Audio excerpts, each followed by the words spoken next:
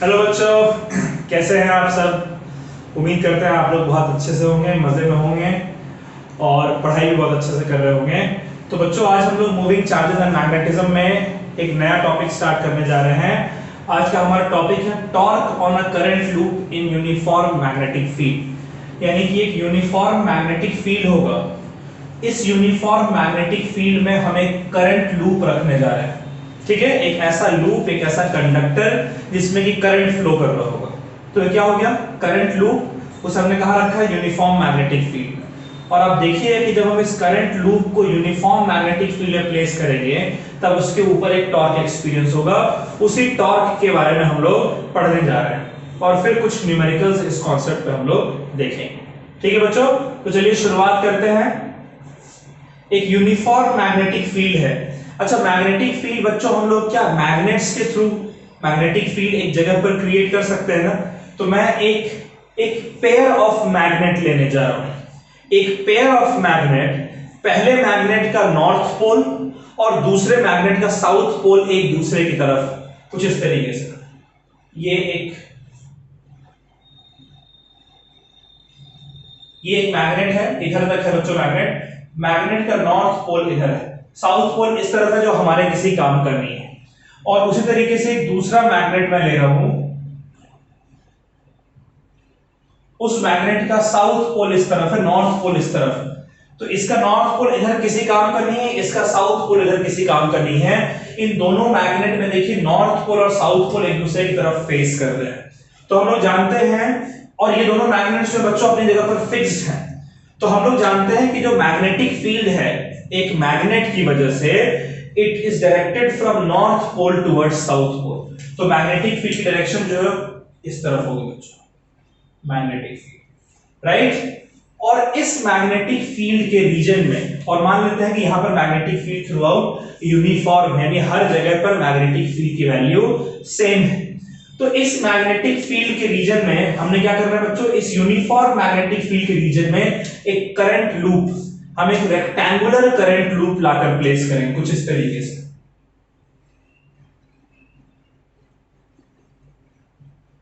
बच्चों ये हमारा एक रेक्टेंगुलर करंट लूप है।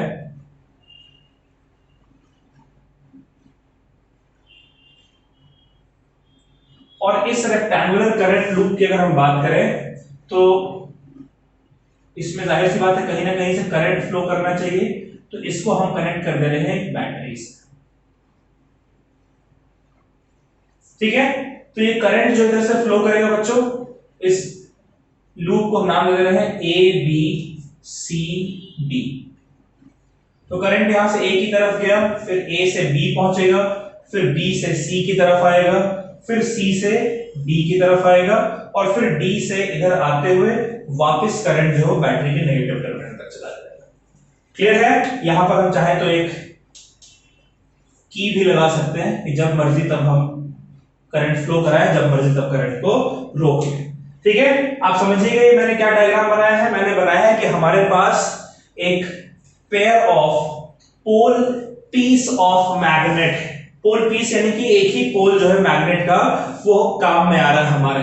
इस मैग्नेट का नॉर्थ पोल और इस मैग्नेट का साउथ पोल एक दूसरे की तरफ है, जिस वजह से मैग्नेटिक फील्ड नॉर्थ से साउथ की तरफ। ये दोनों मैग्नेट्स अपनी जगह पर फिक्स हैं, तो एक दूसरे की तरफ मूव नहीं कर रहे हैं।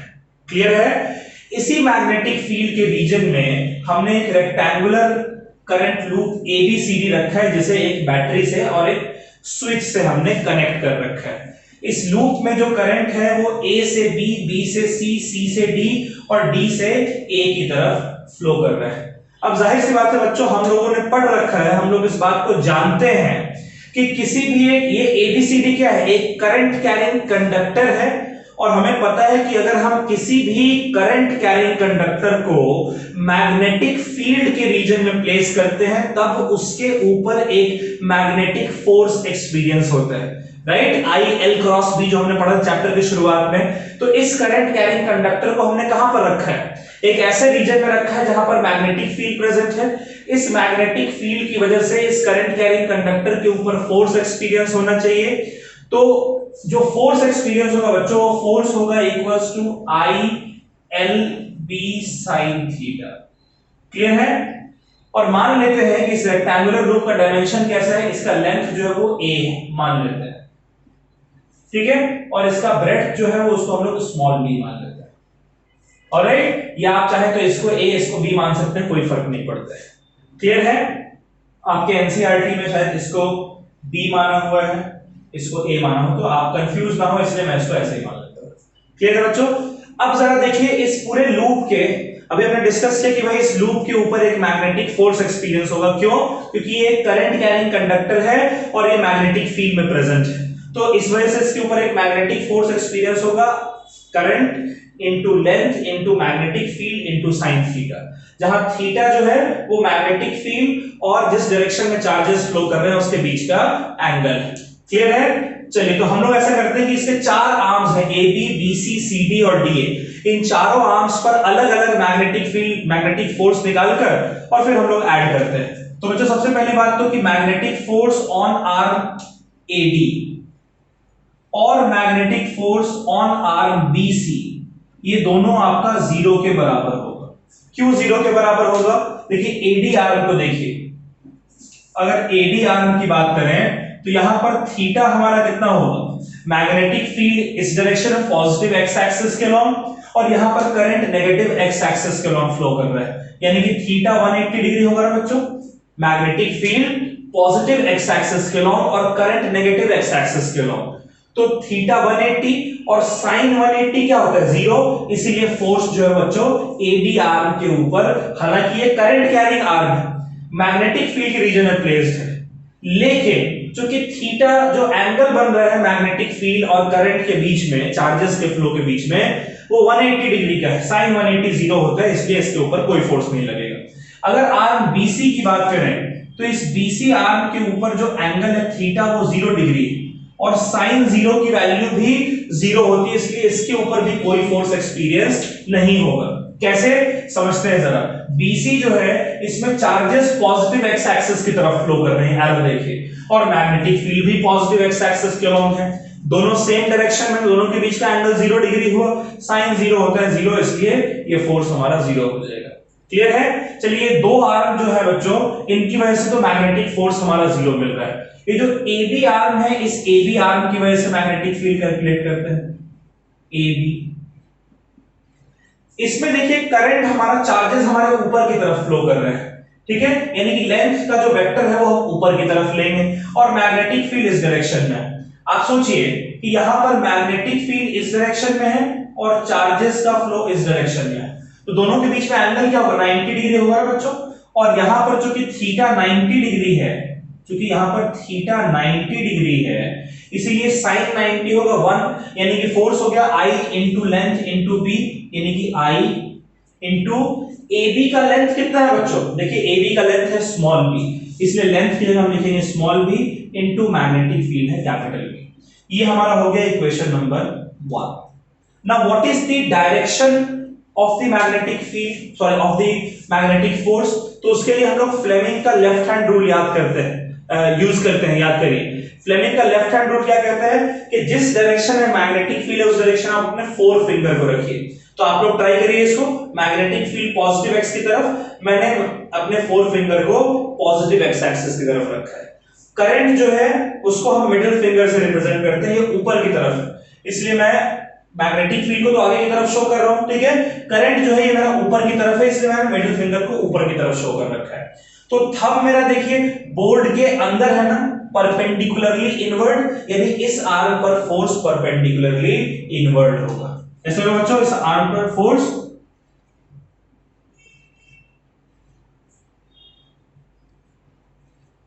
परपेंडिकुलर इनवर्ड फोर्स होगा, राइट। और वैसे ही आर्म CD के ऊपर अगर हम बात करें तो इसके ऊपर भी force I into small b into capital B ही होगा। क्यों? देखिए इसमें करंट जो है वो नीचे की तरफ फ्लो कर रहा है, क्लियर है बच्चों, और मैग्नेटिक फील्ड जो है परपेंडिकुलर, अभी भी यहां भी एंगल 90 डिग्री बन रहा है, तो इसीलिए मैग्नेटिक फील्ड और करंट के बीच में एंगल 90 डिग्री, और लेंथ B से लेकर D तक ये भी आपका स्मॉल b के बराबर है। तो और लेकिन ये फोर्स किस डायरेक्शन में होगा, ये फोर्स होगा परपेंडिकुलर आउटवर्ड,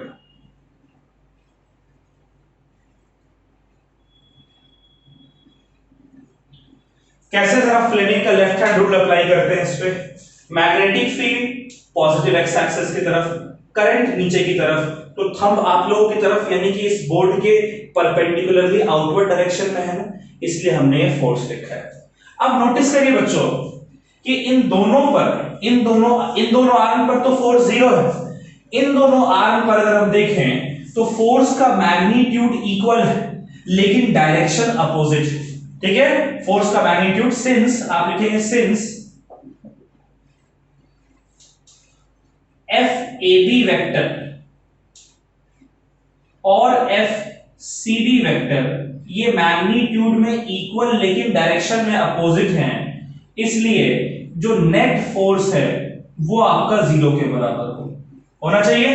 दोनों फोर्सेस मैग्नीट्यूड में इक्वल है लेकिन डायरेक्शन में अपोजिट, एक इनवर्ड है एक आउटवर्ड है, यानी कि अगर इनवर्ड डायरेक्शन को आप पॉजिटिव मानते हैं तो ये प्लस आई बी बी, और तो आउटवर्ड डायरेक्शन को नेगेटिव मानेंगे माइनस आई बी बी, दोनों को ऐड करिएगा तो नेट फोर्स जीरो मिलेगा। लेकिन अगर आप नोटिस करें तो इन दोनों फोर्स का जो लाइन है, जिस लाइन के अलोंग ये फोर्स एक्ट कर रहा है, जिसे हम लाइन ऑफ एक्शन कहते हैं, वो लाइन ऑफ एक्शन इनका अलग अलग है। इसका लाइन ऑफ एक्शन देखिए इधर है अंदर की तरफ, इसका लाइन ऑफ एक्शन इधर है बाहर की तरफ, तो दोनों ये दो देखिए दोनों लाइंस अलग अलग है ना। तो हमने पढ़ा है क्लास 11th में रोटेशन में कि भले ही दो पेयर ऑफ फोर्स जो एक्ट कर रहा है वो इक्वल एंड अपोजिट हो, नेट जीरो हो, लेकिन अगर लाइन ऑफ एक्शन अलग अलग है, यहां पर लाइन ऑफ एक्शन अलग अलग है, तो लाइन ऑफ एक्शन अलग अलग होने की वजह से एक टॉर्क एक्सपीरियंस होता है, तो इसीलिए इसके ऊपर एक टॉर्क एक्सपीरियंस होगा। और वो टॉर्क हमारा क्या होता है, टॉर्क होता है किसी एक फोर्स का मैग्नीट्यूड इनटू दोनों फोर्सेस के बीच का perpendicular distance multiplied by sine theta. Clear बच्चों? तो ये नेट फोर्स कितना है I into small b into capital B into इन दोनों के बीच का परपेंडिकुलर दूरी। ये डिस्टेंस कितना है बच्चों, देखिएगा ये डिस्टेंस हमारा a के बराबर है ना, तो इसलिए हो जाएगा इंटू a, और साइन थीटा कितना होगा, देखिए फोर्स और परपेंडिकुलर डिस्टेंस के बीच का एंगल, फोर्स तो दोनों आर्म पर पहले से ही परपेंडिकुलर डायरेक्शन में लग रहा है ना, परपेंडिकुलर आउटवर्ड या इनवर्ड, और ए हम लोग मैग्नेटिक फील्ड के अलोंग ले रहे हैं, इनके बीच का एंगल 90 डिग्री हुआ। भाई ए ऐसे है और फोर्स इसके परपेंडिकुलर है, एंगल 90 डिग्री, तो इसलिए sin 90 हमारा 1 होगा। तो यहां से हमारा जो नेट टॉर्क आया है बच्चों, यहां से जो हमारा नेट टॉर्क आया है वो आ जाएगा equals to I into small a into small b into capital B, और a इंटू b क्या है, देखिए लेंथ इंटू ब्रेड्थ, और लेंथ इंटू ब्रेड्थ क्या होता है बच्चों, इस रेक्टेंगुलर लूप का एरिया, यानी ये आपका हो जाएगा equals to I into capital A into small b। जो नेट टॉर्क है उसको हम लिखेंगे NIAB, जहां n क्या है, देखिए यहां तक मैंने फॉर्मूला एक टर्न के लिए लिया था, अगर capital N number of turn होंगे तो n मल्टीप्लाई करना पड़ेगा NIAB, और NIA जो हमारा है उसको हम लोग कहते हैं मैग्नेटिक डाइपोल मोमेंट, तो इसको हम लिखेंगे कैसे लिखेंगे, इसको हम लिखेंगे M इंटू B। क्लियर है बात? चलिए इस चीज को आप लोग नोट कर लीजिए।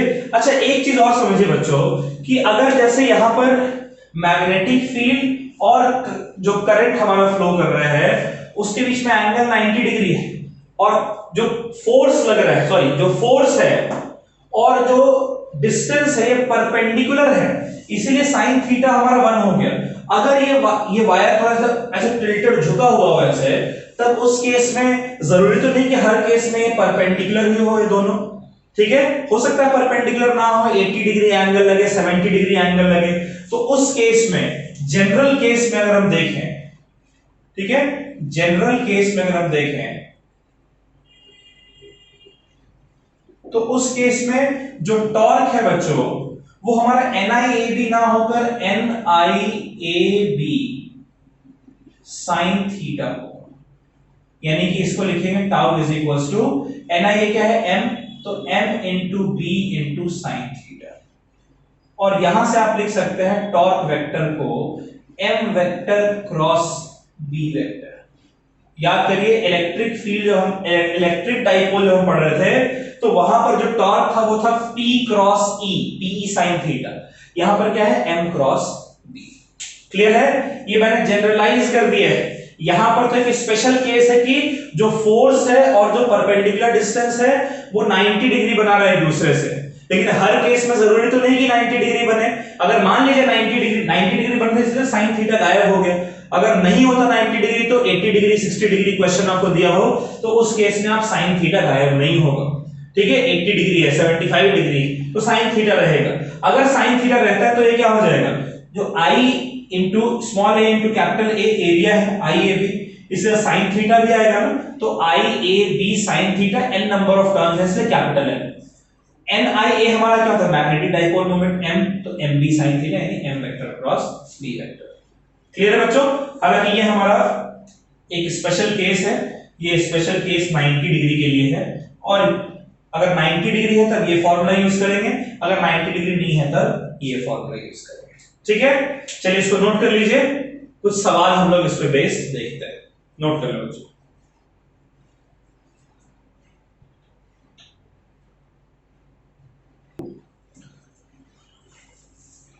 चलिए बच्चों, ये पहला क्वेश्चन है, पहला न्यूमेरिकल है हमारा।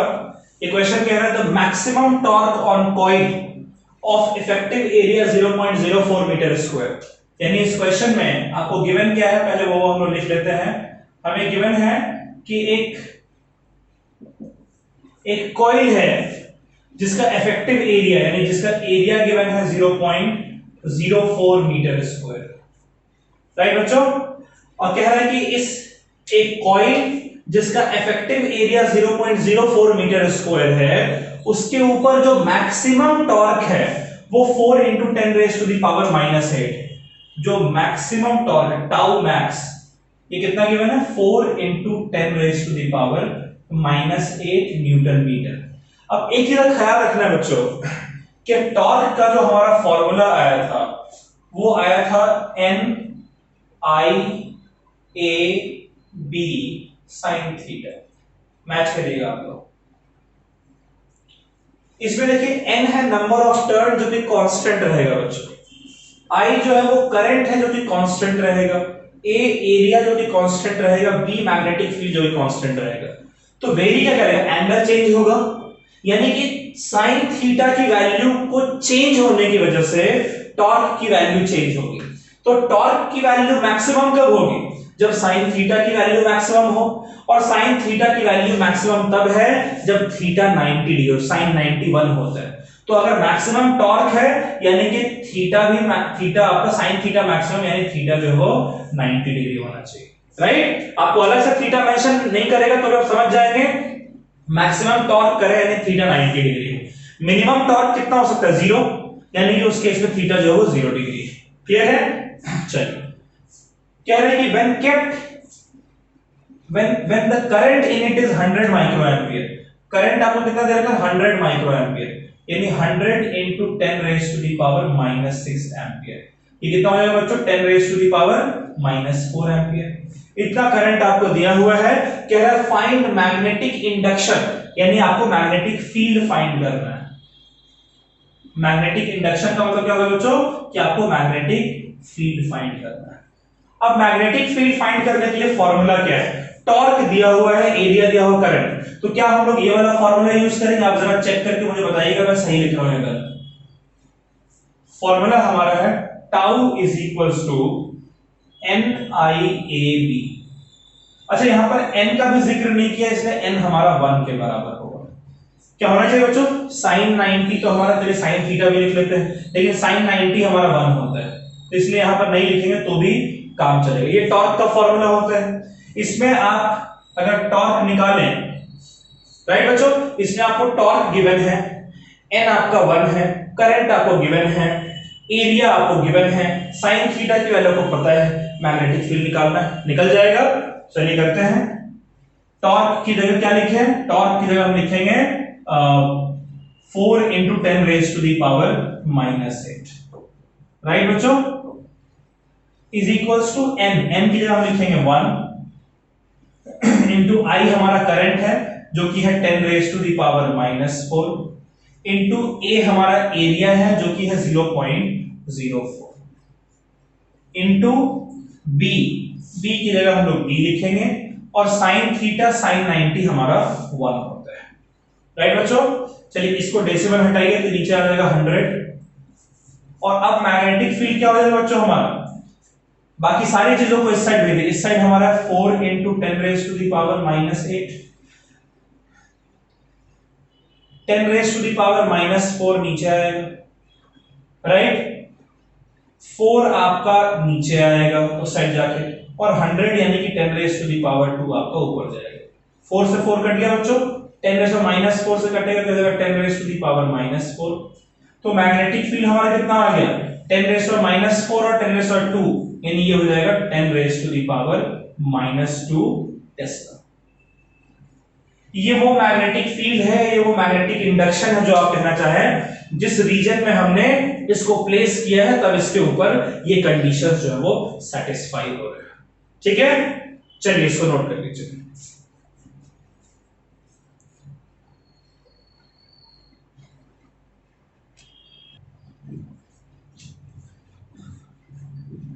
चलिए बच्चों, ये अगला सवाल है, इसको भी जरा देखते हैं।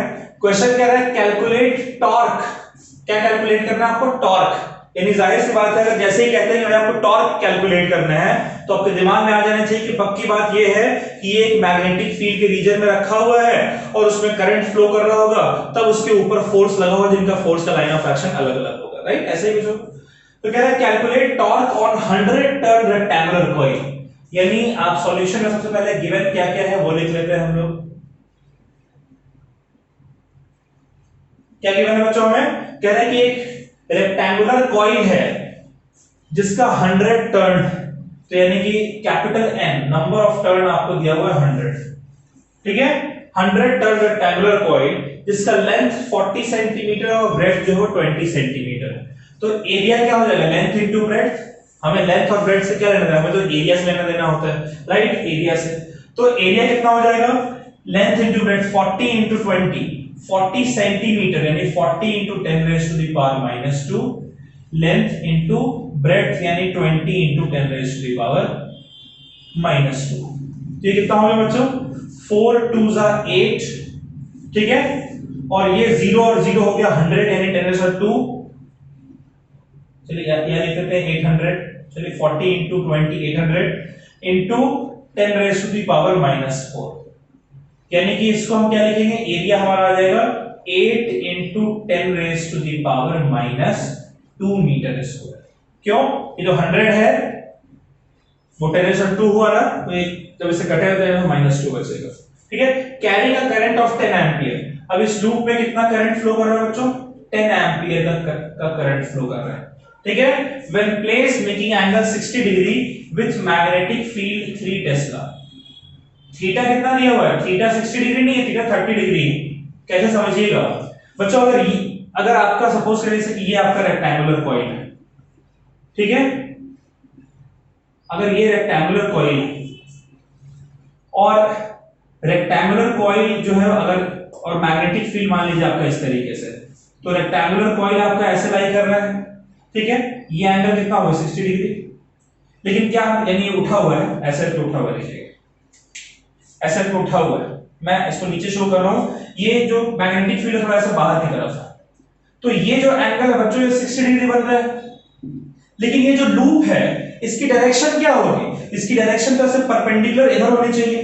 तो भाई ये इस लूप की डायरेक्शन ऐसे है और मैग्नेटिक फील्ड इस पर इस तरीके से, ये मेरा फिंगर देखिए, राइट। तो ये वाला एंगल अगर 60 डिग्री है बच्चों, बोर्ड से अगर ये वाला एंगल 60 डिग्री है, तो एक्चुअली में लूप का डायरेक्शन तो ये है ना, इससे ये एंगल बीच का जो एंगल बन रहा है वो कितना होना, 30 डिग्री होना चाहिए, इसलिए हमारा 30 डिग्री के बराबर है। ठीक है, ये जो हमारा लूप जो है वो इस प्लेन में लाई कर रहा है और इस प्लेन से एंगल दिया हुआ है आपका 60 डिग्री, लेकिन हम एक्चुअली में लूप का डायरेक्शन जो है नॉर्मल की तरफ लेते हैं। तो अगर प्लेन से किसी चीज का एंगल 30 डिग्री है इस व्हाइट बोर्ड से, तो उसके परपेंडिकुलर से कितना होगा 30 डिग्री, तो यानी कि हम हमेशा डायरेक्शन जो है नॉर्मल के रेस्पेक्ट में लेते हैं। थीटा हमारा हो गया 30 डिग्री। क्लियर है बच्चों, चलिए अब थीटा दिया हुआ है, इसलिए यहां पर जो टॉर्क का फॉर्मूला है वो क्या हो जाएगा, ये हो जाएगा NI AB sin थीटा। और आपको कैलकुलेट क्या करना है, कह रहा है कैलकुलेट टॉर्क, यानी आपने फाइंड करना है टॉर्क। राइट बच्चों, फाइंड कर सकते हैं, डायरेक्ट पुट करना है बस वैल्यू। n की वैल्यू कितनी है 100, करंट की वैल्यू कितनी है 10 एंपियर, एरिया की value 8 into 10 raised to the power -2, magnetic field की वैल्यू 3 into sin 30 डिग्री। ठीक है, देखिए कितना हो जाएगा, ये हो जाएगा 8 into 3 24 into 10 raised to the power -2 और 100 into 10 हो गया 10 raised to the power 3 into sin 30 होता है हमारा 1/2। ये कितना हो जाएगा बच्चों 12, यानी ये टॉर्क आपका आ रहा है 12 into 10 raised to the power 1 यानी कि 10, यानी टॉर्क हमारा आ रहा है 120 न्यूटन। क्लियर है बच्चों? चलिए इसको नोट कर लीजिए, ये सारी चीजें गिवन था, बस आपको डायरेक्ट फॉर्मूला में पुट करना है और सॉल्व करना है। चलिए इसको नोट कर लें बच्चों।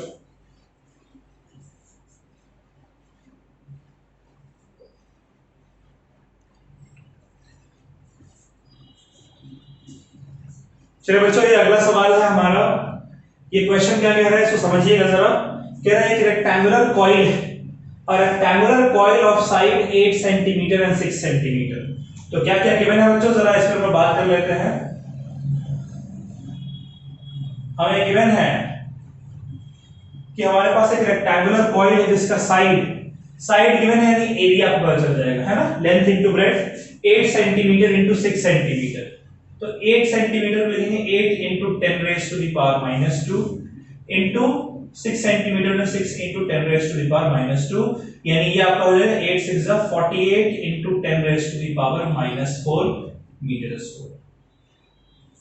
इतना एरिया है बच्चों इस रेक्टेंगुलर कॉइल का, और कह रहा है कि इसमें 2000 टर्न्स हैं, यानी टोटल नंबर ऑफ टर्न्स कितने गिवन है आपको इसमें 2000 टर्न्स हैं, और ये 20 milli ampere, sorry 200 milli ampere, यानी कि 200 into 10 raised to the power -3 ampere current carry कर रहा है। और कहां पर रखा हुआ है, ये एक मैग्नेटिक फील्ड के रीजन में रखा हुआ है 0.2 टेस्ला। समझिएगा इस सिचुएशन को, एक रेक्टेंगुलर कॉइल है, ठीक है, जिसमें कि करंट फ्लो कर रहा है, और ये मैग्नेटिक फील्ड के रीजन में रखा हुआ है। तो अभी हमने पढ़ा है कि अगर एक rectangular current carrying coil magnetic field के रीजन में रखा हो तब उस पर टॉर्क एक्सपीरियंस होता है। यानी हमें समझ में आ रहा है कि इस एरिया का रेक्टेंगुलर कॉइल जिसमें इतने टर्न्स हैं, ये इतना करंट मैग्नेटिक फील्ड के रीजन में कैरी कर रहा है, तो इसके ऊपर कुछ ना कुछ टॉर्क एक्सपीरियंस हो रहा होगा। अब कह रहा है कि मैग्नेटिक फील्ड की डायरेक्शन जो है वो एक्स एक्सिस के अलोंग, यानी मैग्नेटिक फील्ड जो है इसको हम आई कैप से रिप्रेजेंट कर देते हैं। क्लियर है बच्चों? So you have to find the maximum torque. पहला पार्ट है you have to find the maximum torque. अब बच्चों इससे पहले हमने सवाल किया था, और उस सवाल में हमने देखा था कि मैक्सिमम टॉर्क एक कॉइल पर तब एक्सपीरियंस हो सकता है जब साइन थीटा की वैल्यू 1, यानी कि थीटा जो है वो 90 डिग्री है। तो अगर थीटा 90 डिग्री है बच्चों, तो उस कंडीशन में आप लिख सकते हैं maximum torque is equals to NIA into B, क्योंकि थीटा 90 है तो साइन थीटा कितना हो जाएगा, साइन 90 कितना हो जाएगा 1 के बराबर। तो यहां पर साइन थीटा की जगह कुछ नहीं लिखेंगे, NIAB हो गया हमारा। n हमारा क्या हो गया बच्चों, टोटल नंबर ऑफ टर्न्स जो कि है 2000। I हमारा क्या है, करंट जो कि गिवन है 200 into 10 raised to the power -3। A area है जो कि है 48 into 10 raised to the power -4, और B मैग्नेटिक फील्ड है जो कि है 0.2 टेस्ला। क्लियर है बच्चों? इसका डेसिमल मैं नीचे लिख रहा हूं, ये हो गया 10, ये मेरा आ गया इक्वल्स टू 5। अब जरा देखिए कितना आ रहा है, ये मेरा आ रहा है 2000 into 200, 2 2 जा 4 और ये 48 into 2 हो गया बच्चों 96 into 2 हो गया 192। तो 192 और कितने जीरो हैं, 1 2 3 4 5, यानी 10 raised to the power 5। Alright, और ये कितना है 10 raised to the -3 और -4, यानी कि 10 raised to the power -7 divided by नीचे हमारा आ रहा है बच्चों 5।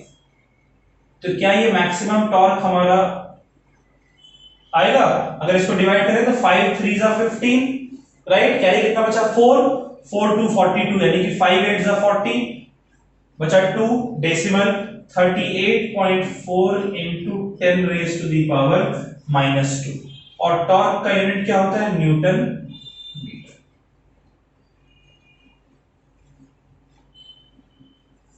ये हो गया हमारा मैक्सिमम टॉर्क।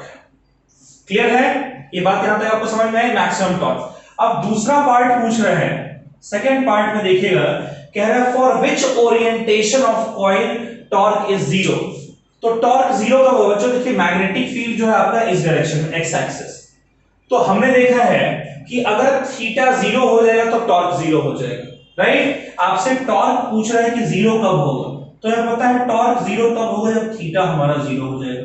लेकिन थीटा 0 कब होगा ये समझने वाली बात। देखिए मैग्नेटिक फील्ड जो है वो एक्स एक्सिस के अलोंग है ना, पॉजिटिव एक्स एक्सिस। मान लीजिए ये हमारा पॉजिटिव एक्स एक्सिस का डायरेक्शन। तो अगर हम लूप को ऐसे रखें तो इसका जो नॉर्मल है वो तो परपेंडिकुलर होगा, 90 डिग्री एंगल बनेगा इससे। अच्छा अगर ऐसे रखते हैं बच्चों तो इसका नॉर्मल भी इसी डायरेक्शन में, देखिए ये पॉजिटिव एक्स एक्सिस और इसका नॉर्मल भी आप लोगों की तरफ। तो अगर ये मार्कर मेरा एक्स एक्सिस के अलोंग है तो ये लूप हमारा वाईजेड प्लेन में है, यानी कि अगर लूप हमारा वाईजेड प्लेन में लाई करेगा, वाईजेड प्लेन में लाई करेगा, बहुत सिंपल सी बात है कि अगर लूप हमारा वाईजेड प्लेन में लाई करेगा तो इसका नॉर्मल किधर होगा? एक्स एक्सिस के अलोंग, कि लूप जिस प्लेन में है उसके परपेंडिकुलर डायरेक्शन में नॉर्मल होते हैं। तो वाईजेड प्लेन में अगर ये लूप है तो इसका नॉर्मल किधर होगा? एक्स एक्सिस के अलोंग, और मैग्नेटिक फील्ड भी एक्स एक्सिस के अलोंग है, दोनों के बीच का एंगल हो जाएगा थीटा। तो एरिया वेक्टर और मैग्नेटिक फील्ड दोनों के बीच का एंगल 0 हो जाएगा, तो टॉर्क 0 हो जाएगा, आपका साइन 0 0 होता है, राइट। चलिए इसको नोट कर लीजिए बच्चों, फिर एक आखिरी सवाल हम लोग और करते हैं।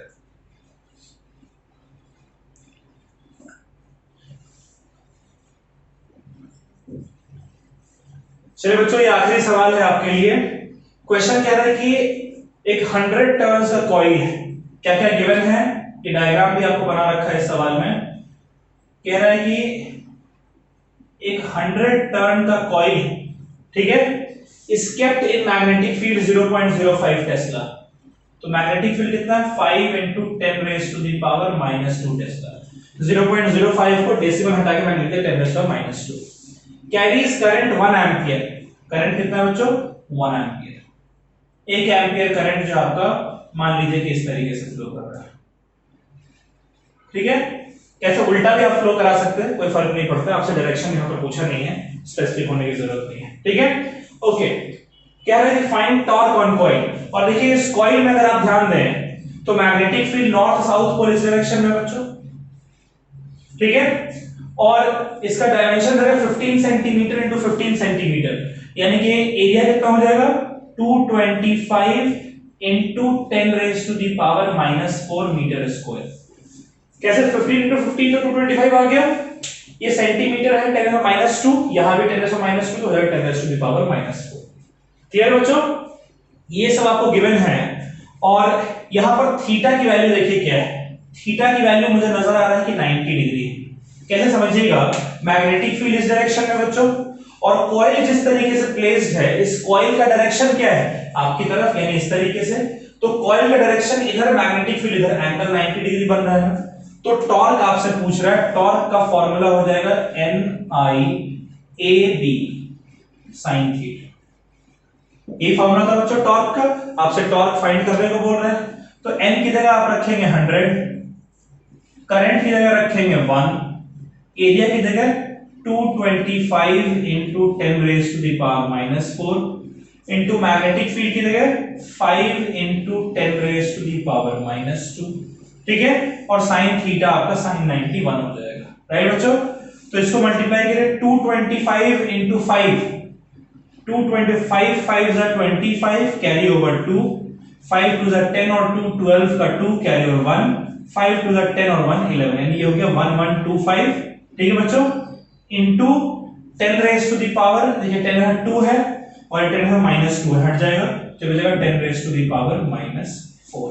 यानी कि टॉर्क जो है बच्चों वो आपका आ रहा है 0 पॉइंट, ये नीचे ले जाए तो 0.1125 न्यूटन मीटर।